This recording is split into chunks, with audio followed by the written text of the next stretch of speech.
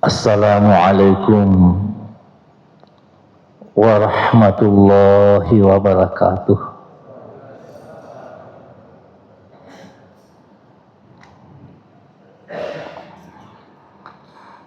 Alhamdulillahi rabbil alamin, wa bihi nasta'inu ala umurid dunya waddin, wa la udwana illa ala dzalimin.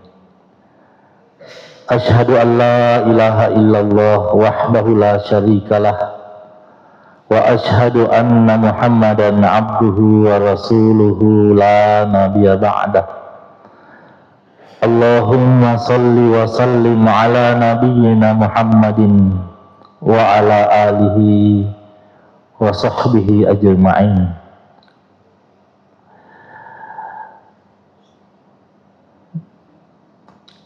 Ya Allah ya Rahman, ampuni dan rahmati kami semua ya Allah.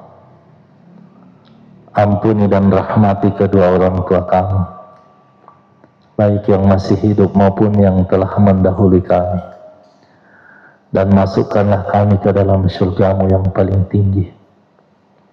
Dan masukkanlah ya Allah ke dalam rencana-Mu harapan-harapan kami yang Engkau ridhoi, baik tentang dunia maupun tentang akhirat.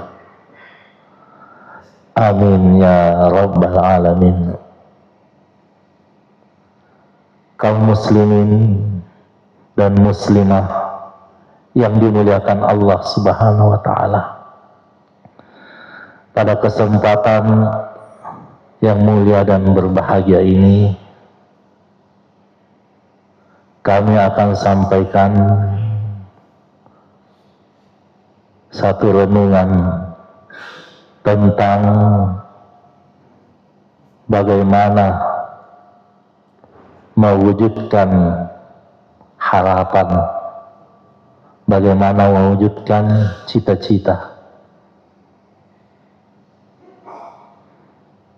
Tentu kita semua mempunyai harapan, kita semua mempunyai cita-cita. Dan Rasulullah Sallallahu Alaihi Wasallam ajarkan, kalau mau bercita-cita, bercita-citanya yang paling tinggi, jangan yang rendah-rendah. Rasulullah mengajarkan, kalau mau minta surga yang paling tinggi.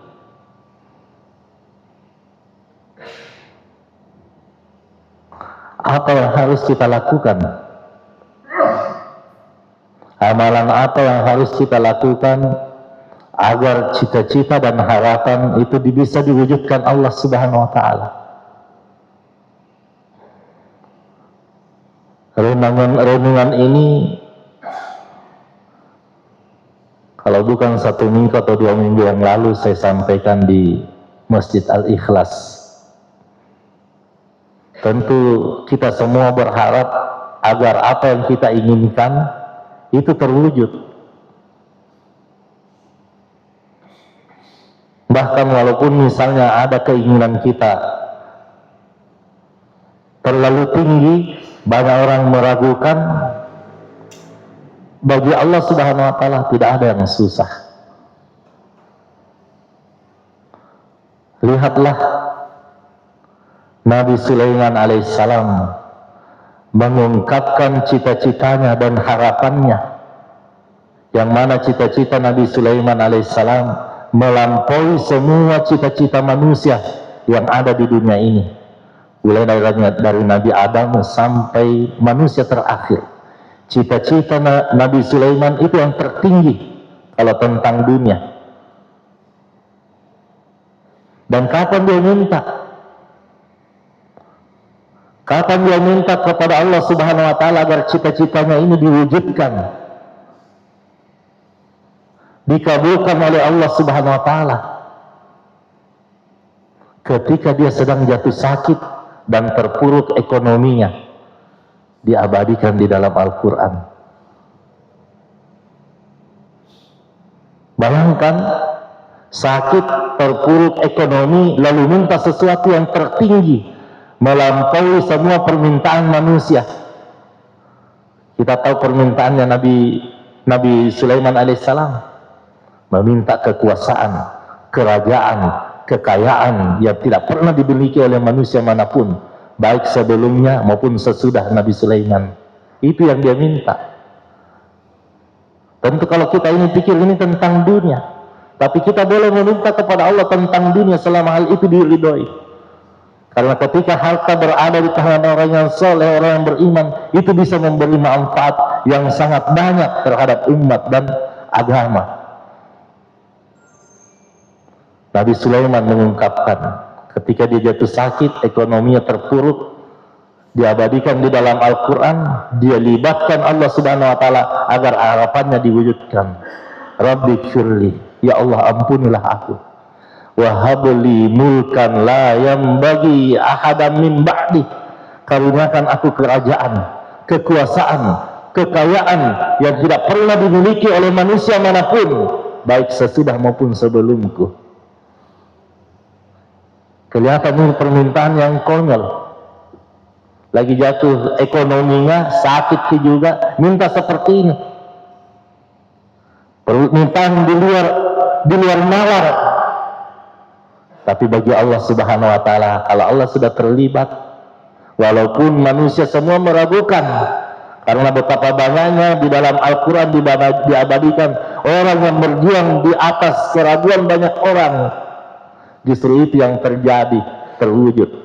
Seperti Nabi Sulaiman. Akhirnya apa? Allah Subhanahu Wa Taala karuniakan kepada Nabi Sulaiman kerajaan, kekuasaan dan kekayaan yang tidak pernah lagi dimiliki oleh manusia manapun. Kita lihat sedikit diabadikan di dalam Al-Quran kerajaannya Nabi Sulaiman alaihissalam. Ketika Ratu Bilqis pertama kali masuk, yang mana Ratu Bilqis ini dia memiliki istana yang megah. Dia bukan orang kampung, istananya juga megah.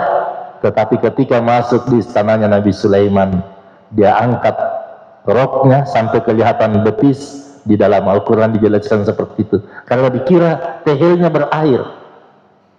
Kalau orang kampung mungkin masuk, mungkin wajar. Kalau kayak kita tidak pernah lihat kemewahan, mungkin wajar. Tetapi ketika orang mewah masuk di tempat orang mewah, lalu seperti kampungan, itu dahsyat. Dia angkat roknya, lalu Nabi Sulaiman berkata, itu bukan air, itu tehelku. Kekuasaannya lagi, yang tidak bisa ada lagi menyamainya. Ketika Nabi Sulaiman menawarkan kepada jin dan manusia, siapa yang sanggup memindahkan kerajaannya Bilqis di hadapanku? Jin berdiri, saya sanggup. Sebelum engkau berdiri, wahai Nabi Sulaiman, istananya itu akan datang di hadapanmu.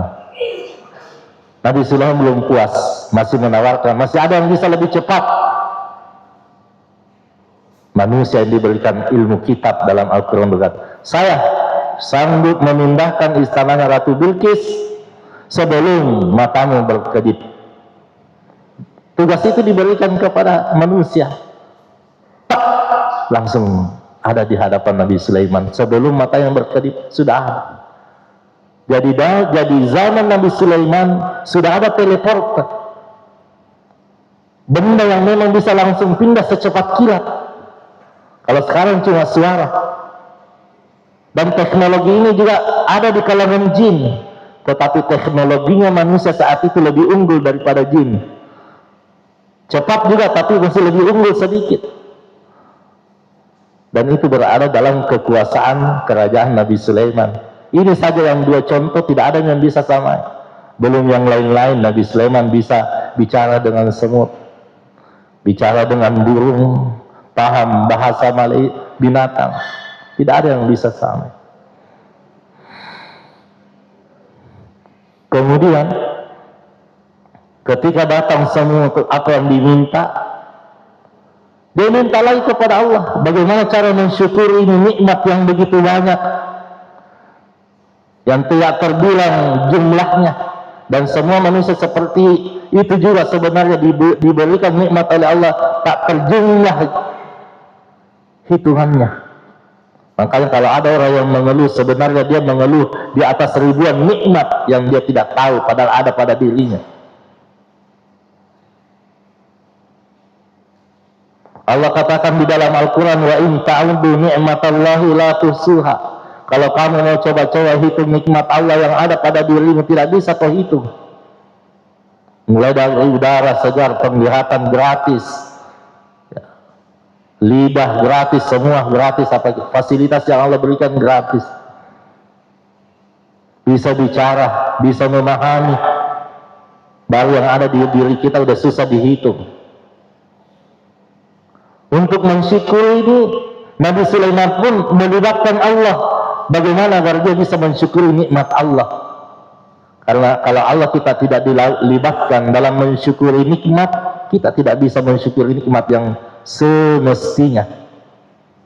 Diabadikan di dalam Al-Quran, Nabi Sulaiman berdoa, Rabbi auzi'ni an ashkura ni'mataka allati an'amta alayya. Wahai Tuhan, karuniakan aku, bantu aku untuk bisa mensyukuri nikmat-Mu yang Engkau berikan kepada aku. Daud alaihissalam berjuang juga di atas keraguan banyak orang. Bayangkan waktu itu Daud mau melawan Jalut, raksasa panglima perang yang tidak pernah kalah, yang sangat kuat, perkasa. Dan Daud waktu itu anak kecil. Daud berjuang di atas keraguan banyak orang. Banyak orang yang mengatakan, mati ini Daud, man rasa ini Daud, bagaimana dia bisa kalahkan? Tapi Allah jelaskan di dalam Al-Quran, wa qatala Dawudu Jaluta. Daud akhirnya berhasil membunuh Jalut. Ini kalau Allah Subhanahu wa Ta'ala terlibat dalam mewujudkan harapannya waktu itu Daud menang. Dan tentu sebelum melawan dia pasti berdoa kepada Allah, libatkan Allah, bagaimana caranya aku bisa mengalahkan Jalut walaupun banyak manusia meragukan. Mungkin bisa disamakan sekarang Hamas lawan Israel dan Amerika dan lain-lain, raksasa lawan yang kecil. Tapi Allah katakan, kam min fi'atin qalilatin galabat fi'atan katsiratan bi'idznillah. Betapa banyaknya golongan kecil mampu menghancurkan, mengalahkan golongan yang besar. Kalau Amerika, Israel dan teman-temannya dilawan, apalagi Hamas, bukan satu negara, bertahan itu sudah kemenangan. Bertahan itu sudah kemenangan. Karena Israel mengatakan, Amerika mengatakan awal perang 1 minggu sudah selesai, paling lama 1 bulan, habis, tidak tersisa. 2 tahun lebih. Dan akhirnya gencatan senjata. Dan ketika gencatan senjata kita sudah tahu, ini yang menang Hamas ini. Karena cuma berapa juga yang ditawan, Israel harus melepaskan ribuan tawanan. Dari pertukaran tawanan itu kita sudah bisa menjelaskan Hamas yang memenangkan peperangan. Berjuang di atas keraguan banyak orang. Raja-raja Timur Tengah banyak sekali ragu, maka dia tidak turun tangan membantu. Karena ketika membantu dia juga logikanya mengatakan hancurkan juga seperti Hamas nanti kalau membantu. Tetapi Allah Subhanahu wa Ta'ala memperlihatkan bukti dan kekuasaannya. Sebelum kita merenungkan apa-apa saja yang bisa mewujudkan harapan dan impian kita, sebagaimana Nabi Sulaiman alaihissalam dan Daud berjuang di atas keraguan banyak orang, izinkan kami menyampaikan kisah yang kami alami sendiri tahun 82. Waktu itu saya masih kelas 2 SD, tinggal di Parepare bersama kedua orang tua. Langsung orang tua berkata, kita hijrah ke Jakarta. Anak waktu itu 6, baru melahirkan. Tidak ada di 7, mau kemana nanti di Jakarta? Tidak ada pekerjaan jelas. Yang dibawa cuma tempat tidurnya dia bawa. Saya ingat. Semua datang keluarga, kenapa kau mau ke Jakarta? Kau mau tinggal di kolong jembatan? Waktu itu saya ingat sekali, orang tua saya, ibu saya bilang, ada Allah. Ada Allah. Dan atas izin Allah Subhanahu wa ta'ala, menjelang kematiannya, pas dia meninggal di kamar saya, dia bilang ke saya, semua permintaanku diwujudkan oleh Allah Subhanahu wa ta'ala. Waktu saya ke Mekah, menghafal ke sana tidak ada tujuan. Syekh siapa ini nanti ditempati berguru, di mana nanti menghadapkan hafalan, memperlancar hafalan. Saya dijanji sama orang tua saya dikasih 400.000 per bulan. Waktu itu masih 2.000 1 real. Awal berangkat, $1 itu masih 600. Saya berangkat dengan ilegal, tidak ada uang. Sampai di sana ikut travel keluarga, uang tiket saya dibeli, itu pun uang tiket bukan uang saya. Saya cuma bawa pakaian yang ada di badan dan tas berangkat. Setelah 15 hari pulang semua jamaah, saya tinggal. Karena saya mau tinggal, mau memperlancar hafalan. 2 hari sesudah itu habis uang. Tapi masih sempat telepon ke orang tua. Apa saya bilang? Mak, jangan mikirinkan saya uang. Kaget mama saya. Kenapa nak? Nah, saya sudah janji mau kirimkan ke 400.000 per bulan. Langsung saya jawab seperti jawabannya ketika mau hijrah ke Jakarta. Kenapa nak? Ada Allah. Saya waktu udah ilegal. Saya nggak tahu kenapa ini teman-teman yang ilegal takut semua keluar. Azan tidak ke masjid. Allah ini yang panggil, nggak takut ke masjid. Ternyata nanti lama saya tahu. Dia takut ketangkap. Saya nggak peduli. Ini Allah yang panggil, kok takut ketangkap. Saya berangkat ke masjid terus 5 waktu. Terkadang di samping saya polisi.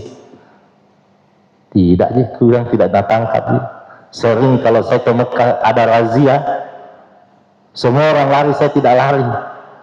Yang ilegal itu sembunyi semua. Saya tidak. Orang semua, saya tidak jalan aja.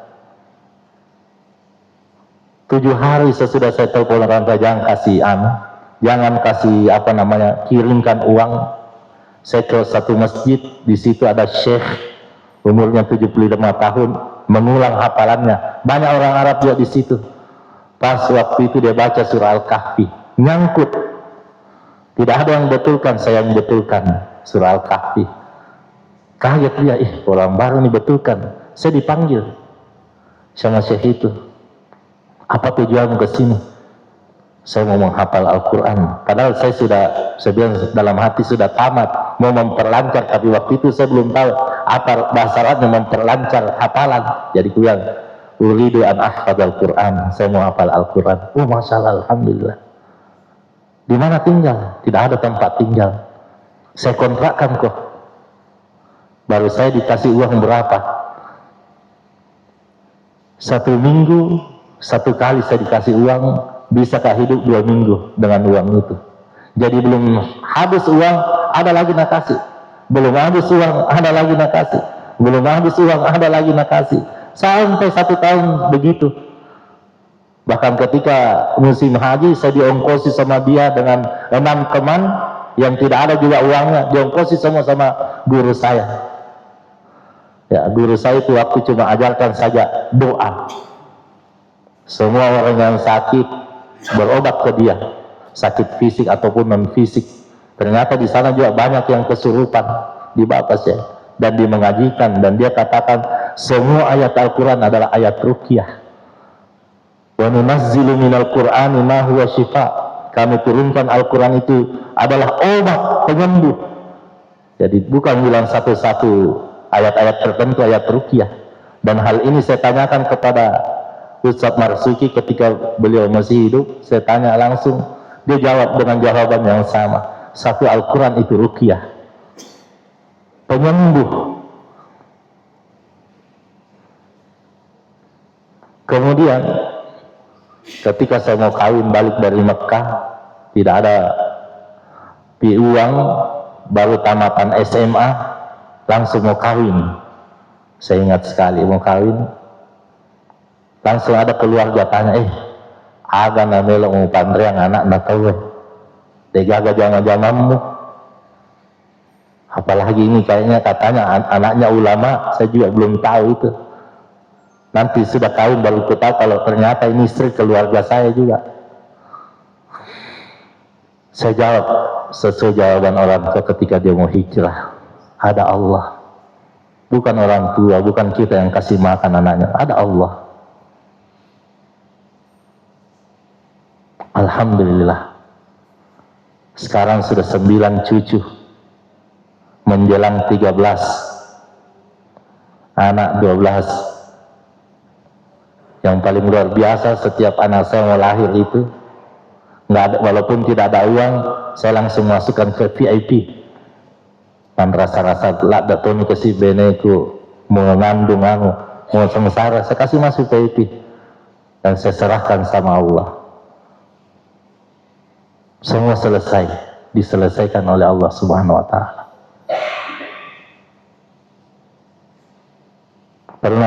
Sudah pernah saya sampaikan, beli kebun 135 juta, uang mukanya 5.000 rupiah, tanda jadi.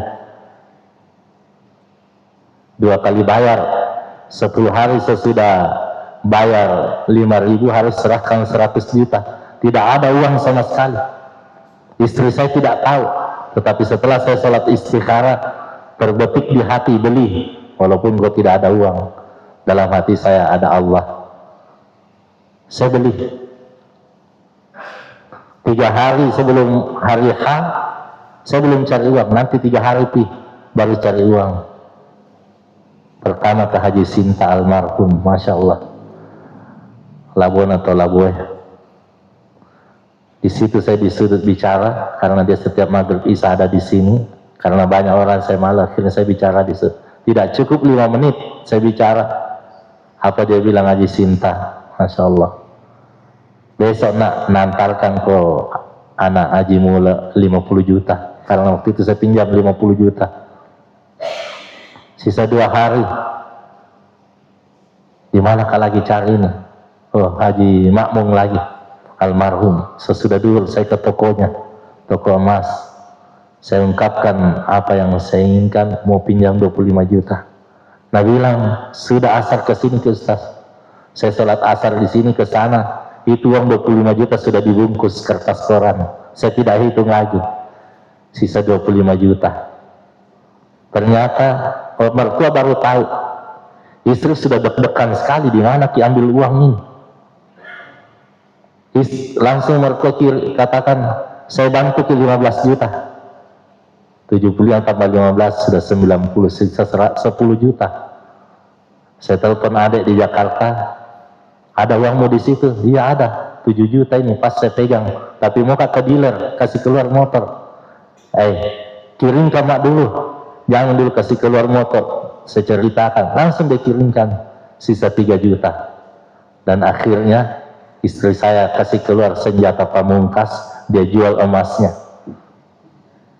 Cukup 3 juta, kas 100 juta hari ke-10. Singkatnya, selesai panen, dibayar lagi 35 juta. Lunas semua hutang atas izin dan bantuan Allah Subhanahu wa Ta'ala. Tidak lama sesudah itu lagi, ada lagi tanah di Siwa mau dijual 50 hektar. Tidak ada juga uang. Saya sholat istikharah di tempat itu. Setelah selesai sholat istikharah, terbetik beli, biar nggak ada uangmu. Dalam hatiku, oh iya ada Allah. Saya beli. Uang mukanya waktu itu cuma 10 juta, tapi 1 minggu pulang lagi, kasih tahu istri, kaget lagi, cari uang lagi 10 juta. Akhirnya ada 1 minggu. Sudah itu atas izin Allah selesai. Setelah selesai, nggak lama sesudah itu, saya ke Tenggara, ada tanah mau dijual 250 hektar. Tidak ada lagi uang. Saya sholat istikharah di tempat itu. Terbetik lagi di hati, beli. Biar tidak ada uang, ada Allah. Saya memang ini alam semesta digenggam oleh Allah. Allah Subhanahu wa Ta'ala yang ngatur. Walaupun nggak ada uangmu, ketika Allah yang kuandalkan, Allah akan atur supaya terjadi. Akhirnya saya kasih uang muka, saya carikan karena tidak ada uang, lama-lama 50 juta uang mukanya. Namun perantara panas, dia maunya cash. Nah miliaran. Akhirnya saya mundur karena mau di cash, saya tidak bisa cash ini, tidak ada uang kalau di cash. Akhirnya dibatalkan. Perantara aja yang batalkan. 3 bulan lamanya, tiba-tiba yang punya tanah datang ke rumah. Bermalam 3 hari, dibawa istrinya, dibawa anaknya. Pas dia datang, apa yang pertama dia bilang? Ustadz, 20 hektar wakaf untuk pesantren, tidak usah dibeli.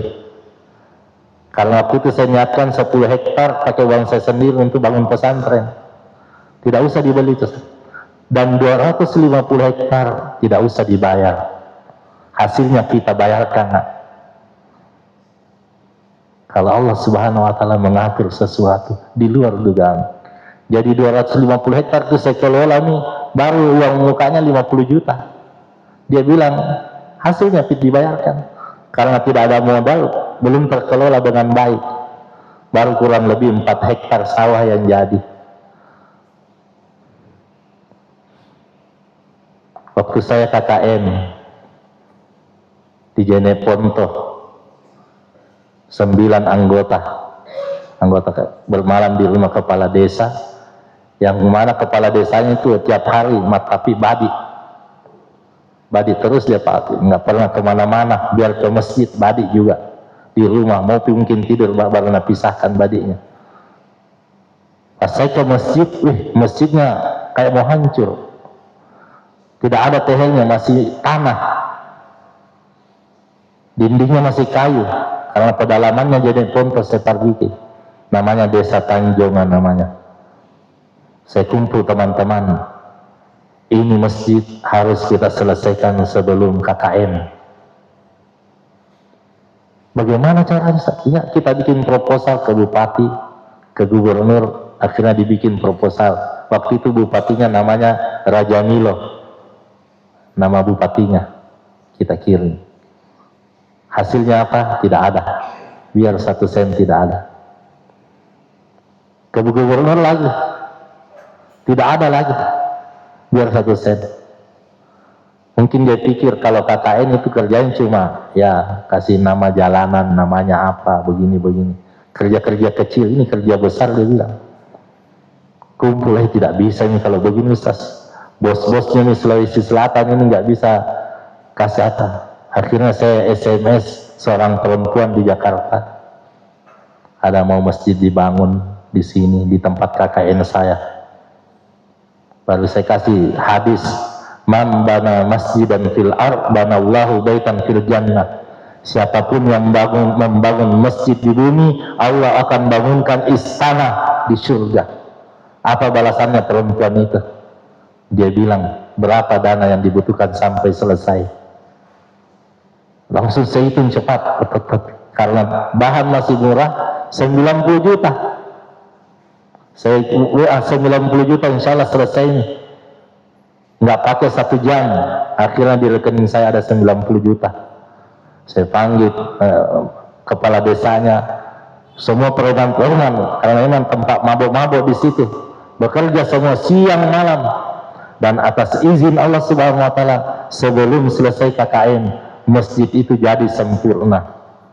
Bahkan ada tambahan dari perempuan itu, kasih full juga karpet, sound system, berapa yang membutuhkan, nah kirim dananya. Akhirnya ketika terjadi perpisahan, tadinya pihak UI ini mau adakan perpisahan di tempat lain, kecamatan lain. Pas ditahu di desa saya bikin masjid, akhirnya dialihkan di masjid itu kita bikin perpisahan. Jadi kumpul semua orang di situ. Dan ketika perpisahan dengan kepala desa semua, disitulah kepala desa menangis seperti anak-anak. Teman-temannya dan keluarganya bilang, kita tidak pernah lihat ini kepala desa nangis. Bahkan dia di tempat kematian tertawa-tawa aja. Nah ini barusan kita melihat menangis seperti anak-anak pas mau berpisah dengan kelompok kami.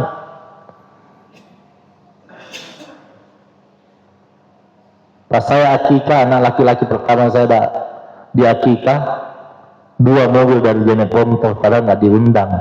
Mulai dari kepala desanya, sekdesnya, anak-anak mudanya datang semua hadir di akikah. Beli lagi tanah di samping pesantren ada di Kapling waktu itu Haji Pasi sama siapa itu Bapak Pato. Saya bilang, berapa ini? Bisa Ji, kalau ada uang muka 25 juta bisa dapat 1 kapling. Harganya lebih 100 juta itu waktu. Weh, siapa yang punya ini? Haji Sadat. Saya mau, Ustadz Ikhwan juga mau, Ibu Iza juga mau, tapi tidak ada uang mukanya. Buntu, kayaknya buntu jalan. Tidak ada lagi pintu terbuka ini. Sementara tidak ada uang. Saya panggil Ustaz Nasrullah, temani Kak Ustaz Nasrullah ketemu Haji Sadat. Ngobrol Haji Sadat, apa maksudnya datang? Saya sampaikan, saya mau 4 kapling tanah, 2 kapling saya, 1 kapling Ustaz Ikhwan, 1 kapling Ibu Izzah. Tapi tidak ada ini uang mukanya ini. Apa yang bilang Haji Sadat? Ya pesantren Ustaz, ya rengi lagi Siti Naja, apalagi nak kena indrom memang nih. Akhirnya atas izin Allah 2 kapling saya miliki, Ustaz Ikhwan ada, Ibu Iza ada, dan sekarang juga sudah selesai. Sengaja saya ceritakan ini untuk memotivasi kita bagaimana mewujudkan harapan-harapan kita. Apa yang harus kita lakukan? Jawabannya cuma satu, dekatlah kepada Allah Subhanahu wa Ta'ala. Kalau engkau dekat kepada Allah, Allah akan terlibat dari setiap apa yang kita lakukan. Allah akan terlibat dari apapun yang kita inginkan, Allah akan wujudkan. Jangan takut dan jangan gentar walaupun semua manusia meragukan. Kita cuma memulai bismillah, Allah yang kun fayakunnya. Innama amruhu idza arada syai'an ay yaqula lahu kun fayakun. Kalau Allah menghendaki sesuatu jadi, maka jadilah. Hal itu pasti terjadi. Makanya saya bikin lagi mungkin hal luar biasa. Saya bilang teman-teman mau bikin sekolah impian 3 tingkat, di atasnya ada futsal dan ada lapangan panahan. Kenapa saya begitu? Karena dijanji kita pemerintah sudah berapa bupati janjinya selesai semua. Kalau sudah naik nih, enggak nih. Ada juga gubernur menjanjikan, tidak juga. 17 tahun SD Tahfidzul Quran itu cuma 3 kelas. Sudah 17 tahun cuma 3, alumninya sudah kurang lebih 300 orang. Datang lagi Diknas kasih tahu, oh, memang kalau swasta begitu. Kalau negeri mungkin cepat, tapi kalau swasta agak lambat. 3 tahun terakhir juga pendaftar di SD Tahfidzul Quran mulai habis Quran, mungkin sisa yang jauh-jauh. 2 kelas saya antar pulang ini, ketemu orang tuanya, Masya Allah, kelas 1 ada yang tinggal di Kaloling, jauhnya itu, dekat rumahnya Pak Ahmad, tidak ada Pak Ahmad ini. Ada juga di Pokingjon, tidak ada orang dekat kecuali cucu-cucunya di Sinta, ya, tidak Pak. Tapi alhamdulillah 2 orang yang khatam 30 juz selama SD, dan sekarang ada 18 orang bermalam di rumah saya, anak SD Tahfidzul Quran ikut program 30 juz selama 50 bulan. Di antara mereka ada yang 15 juz dan rata-rata di atas 7 juz nih. Akhirnya saya merenung, wah bagaimana ini? Akhirnya saya minta kepada Allah. Saya tadinya cuma mau minta 2 lantai, Tapi kalau 2 lantai saya bilang dikerdilkan dia minta 3 lantai. Minta memang sama Allah 2 kelas, jadi 12 kelas saya minta. Minta juga supaya ber-AC. Saya minta semuanya kepada Allah Subhanahu wa Ta'ala. Akhirnya saya panggil arsitek Pak Mawan, dia bikin semua. Pas mau dibayar, tidak usah dibayar Ustaz. Tidak usah dibayar. Dan itu saya mulai dari 0 rupiah. Karena ini saya katakan proposal proyek akhirat, maka proposalnya itu saya tujukan kepada Allah. Saya tidak cari kemana-mana, saya cari masjid, saya tempel. Sudah 30 masjid saya tempel. 15 masjid diantara saya sendiri, tidak ada yang bantu. Karena ini proposal kepada Allah. Datangi semua saja di rumah-rumah Allah. Masjid pertama itu Masjid Tijarah. Saya telepon Ustaz Nasrullah, izinkan saya tempel begitu. Kemudian masjid terakhir, Masjid Nusa Nasrullah Fatahoni. Sebenarnya masih ada masjid di kota belum saya tempel, tapi memang saya sudah niatkan masjid terakhir itu Masjid Nusa Nasrullah. Di waktu tempel-tempel itu, 100 orang mendaftarkan kupon. Satu kupon itu nilainya 1.600.000, 1 meter. Bisa dicicil 100.000 per bulan, selama 16 bulan. Tadi saya ke Haji Yasir menghadap, ada uang 15 juta. Saya bilang insya Allah mungkin kalau sudah mulai nih dibangun, mungkin ada bisanya 300 kupon.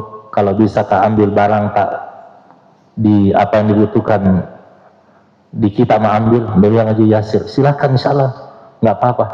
Kalau sekarang ini kekuatannya ini karena baru laku 100 lebih kupon, baru 10 juta per bulan, tapi 16 bulan. Tapi insya Allah murid SD sekarang ada 100, alumni banyak, itu nanti saya datangi. Ya, perkiraan saya bisa 300 kupon, bisa 30 juta per bulan. Akhirnya Haji Yasir ya, iyakan. Jadi pesannya besi tadi, untuk 1 lantai semua datang bertahap. Dia siap suplai apapun yang diminta kecuali pasir dan batu. Ini atas izin dan bantuan Allah Subhanahu wa Ta'ala. Kemudian terakhir, ini poin paling penting. Bagaimana mengetahui kedekatan diri kita kepada Allah Subhanahu wa Ta'ala. Saya tidak mengatakan saya dekat, tapi kalau mau tahu cirinya bahwa kita sudah dekat kepada Allah Subhanahu wa Ta'ala, setelah saya renungkan secara mendalam, yaitu ada di nasihat terakhir pendiri pesantren Darul Istiqomah, 5 nasihat 2 bulan sebelum dia meninggal dia sampaikan. Apa itu nasihatnya? Dia bilang setelah dia kumpulkan kita, Haji Sinta juga ada dengan anak-anaknya, kemudian guru-guru, santri putra-putri kumpul, menantunya, dalam keadaan berbaring. Dia salam, beliau salam dan memuji Allah Subhanahu wa Ta'ala, lalu bersalawat, lalu berkata, sengaja saya kumpulkan kalian semua karena saya merasa penyakit saya ini adalah penyakit yang terakhir. Makanya ada hadis ittaqu firasatal mu'minin, takutilah firasatnya orang beriman. Dia tidak tahu kapan mati, tapi ada firasat, ini adalah penyakit terakhir saya. Saya tidak meninggalkan warisan yang banyak, tapi saya akan memberikan nasihat, yang mana nasihat itu saya amalkan sendiri. Dan ketika kalau kalian semua mengamalkan nasihat ini, engkau akan beruntung, engkau akan sukses, engkau akan bahagia dunia dan akhirat. Dia sampaikan satu persatu. Pertama, sholatlah 5 waktu di masjid. Sholatlah 5 waktu di masjid. Karena ketika azan, Allah yang manggil. Mari sholat. Tujuannya apa? Dikasih tahu sama Allah. Menang, sukses. Hayya 'alal falah. Sukses, bahagia. Ketika Allah katakan falah, berarti kebahagiaan itu tertuju untuk dunia dan akhirat. Kita lihat, Ustaz semestinya sudah uzur tidak melihat. Bahkan pernah dia tidak sanggup berdiri, bisa juga berjalan, tapi tetap ke masjid. Sampai di masjid langsung duduk, qomat langsung duduk. Qiyamul Lail juga begitu. Ya, pokoknya dia jaga sekali. Bahkan dia pernah bilang, kalau kau mau lihat kuat lemahnya iman seseorang, lihat di sholat 5 waktunya. Kalau laki-laki sholat 5 waktunya di rumah, imannya lemah. Tapi kalau sholat 5 waktunya di masjid, imannya kuat. Yang kedua, baca Al-Quran tiap hari. Di luar sholat, tiap hari. Apakah itu cuma 1/2 halaman, 1 lembar, 1 juz per hari. Yang penting tidak alpa membaca Al-Quran tiap hari. Yang ketiga, ikhlaslah dalam melakukan kebaikan, kecil ataupun besar, semata-mata niatkan hanya untuk mendapatkan ridha Allah Subhanahu wa Ta'ala. Dan yang keempat, qiyamul lail tiap malam. Bangun ketika manusia sedang asik tidur. Allah Subhanahu wa Ta'ala turun ke langit dunia menawarkan penawaran-penawaran yang indah. Siapa yang memohon ampun malam ini kepadaku, walaupun dosanya sebanyak buih di lautan, saya hapus habis. Siapa yang meminta permohonan kepadaku, walaupun permohonannya mustahil, saya akan kabulkan. Kata Ustaz, kata beliau, qiyamul lail tiap malam. Walau di rakaat, walaupun cuma 1 rakaat, 5 menit sebelum azan subuh kita 5 menit lagi, 1 rakaat saja, kita niat witir saja. Bahkan kata beliau, kalau memang sudah capek sekali sebelum tidur, witir memang, atau qiyamul lail memang ya. Dan yang terakhir, nasihat beliau, aktiflah menghadiri majelis ta'lim, aktiflah berdakwah, rajin hadir seperti ini, siapapun yang menyampaikan, supaya kita betul-betul berada dalam barisan dakwah. Karena yang dibahas firman-firman Allah. 5 nasihat ini beliau sampaikan 2 bulan sebelum meninggal. Lalu 2 hari sebelum meninggal masih sempat bernasihat lagi, dan nasihatnya itu direkam. Dan nasihat beliau di 2 hari terakhir adalah tentang istiqomah, yang selalu dia baca, sering dia baca kalau jadikan pengupu. Innal ladina qalu rabbunallah tsumma istaqamu. Kata itu dia bahas terus. Seakan-akan beliau berpesan kepada kita semua, istiqomahlah sholat 5 waktu di masjid, kecuali perempuan. Tapi kalau perempuan mau ke masjid, kata Rasulullah, jangan halangi. Istiqomahlah membaca Al-Quran tiap hari. Yang ketiga, istiqomahlah ikhlas dalam melakukan kebaikan, kebaikan kecil maupun kebaikan besar. Istiqomahlah qiyamul lail. Dan terakhir, istiqomahlah aktif dalam berdakwah atau menghadiri majelis ilmu atau majelis ta'lim seperti ini. Kalau kelima hal itu ada pada diri kita, insya Allah kita akan termasuk orang yang dekat dengan Rasulullah, dengan Allah Subhanahu wa Ta'ala. Bayangkan, 5 nasihat ini adalah merupakan conclusion, ringkasan dari hidup beliau. Kurang lebih 15 tahun di hutan menerapkan syariat Islam. Yang mencuri dipotong tangannya, yang berzina dirajam. Betul-betul hukum Islam dia tegakkan bersama orang-orangnya. Dan setelah selesai 15 tahun di hutan, mendirikan lagi pesantren. Dan waktu mendirikan pesantren tidak ada modal, dia baca Bismillah atas izin Allah Subhanahu wa Ta'ala. Dengan segala kekurangannya, sekarang cabangnya Darul Istiqamah sudah 30 lebih. Dan beliau di dalam berdakwah tidak pernah orang diajak masuk Istiqamah, tidak pernah. Beliau hanya menyampaikan Al-Quran dan Islam. Karena dia bilang pesantren adalah, pondok adalah pesantren kecil, dan masyarakat adalah pesantren besar. Jadi bagi beliau adalah semuanya pesantren. Bagaimana ini agar jamaah ini, jiwa-jiwa santri yang betul-betul ingin mengamalkan Al-Quran dan menghidupkan sunnah dalam hidupnya. Dan memang itu yang kita harus perjuangkan. Ya, sudah masuk waktu. Saya kira demikian. Kurang dan lebihnya mohon dimaafkan. Saya berdoa kepada Allah Subhanahu wa taala agar siapapun yang ditakdirkan Allah Subhanahu wa taala hadir pada tempat yang mulia ini, kita semua ditolong, dibantu oleh Allah Subhanahu wa taala untuk bisa menjadi hamba yang dekat dengan Allah Subhanahu wa taala, sehingga harapan-harapan kita yang diridhai oleh Allah baik tentang dunia maupun tentang akhirat masuk dalam rencana Allah Subhanahu wa taala. Hadanallahu wa iyyakum ajma'in. Wassalamualaikum warahmatullahi wabarakatuh.